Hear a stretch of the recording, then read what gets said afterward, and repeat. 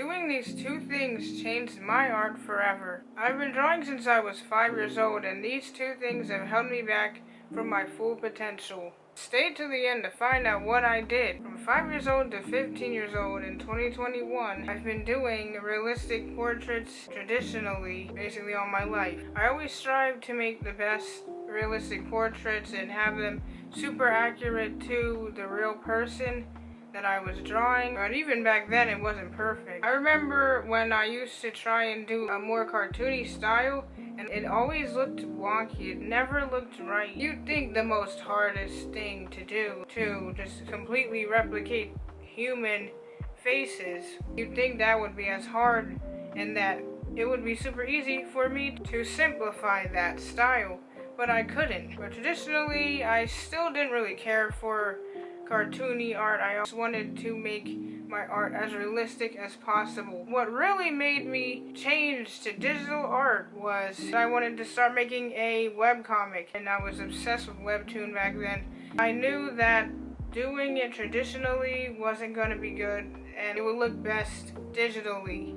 So I changed to digital art, but the problem is I didn't realize it was a totally different thing than what I've been doing before. My art was decent, but it was like I was learning art all over again. I had always been drawing realistically in traditional art, but there was something crucial that I was lacking. So I wanted to start making actually good-looking digital art, and it wasn't good, but it was getting better.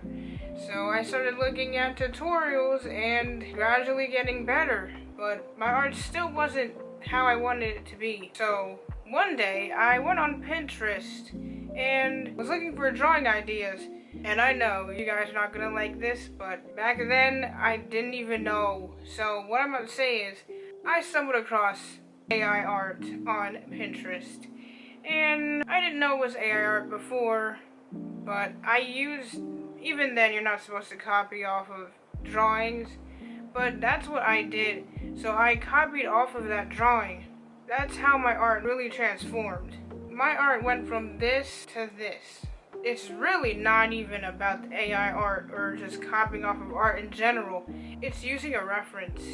I wasn't using a reference, I was going off of my imagination, and I will get into the going off of your imagination in the next part of this video, but for now, I use that reference, and that is how I came out with such a great drawing, and I still love that drawing to this day, actually, even though I don't really do that anymore. My art's different. I will show you some art that wasn't off of reference.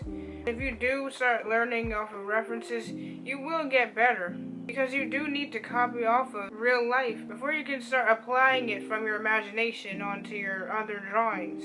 That was really the turning point in my journey. So here's the second thing that changed. Second thing I did in my art journey, I started learning anatomy. I learned it on Skillshare. And no, this isn't sponsored if you're about to click off, even though I wish it was. I think you get like a month free trial for Skillshare, so I didn't finish the course, but I did get the majority of the course done. So I realized is that we were going off of a real life model, so even they weren't just drawing straight from their imagination. But you can draw from your imagination.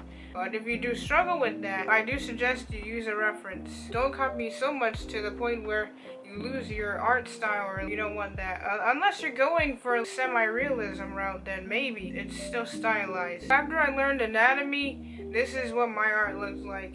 As you can see, they're like full body drawings. I was really focusing on the full body. And the drawings aren't perfect, but I'm trying to get there, and you definitely can start getting better at your art too. So basically, if you don't know how to draw people as it is, I strongly suggest you copy off of real life. Then you can think about drawing from your imagination. And that's why my latest comic isn't as bad as my first one. Also, if you really struggle with poses and perspective, I strongly suggest you use the Magic Poser app. I think it's on Android and iPhone. Thank you for watching, and if you enjoyed this video, I'm sure you'll enjoy these ones too.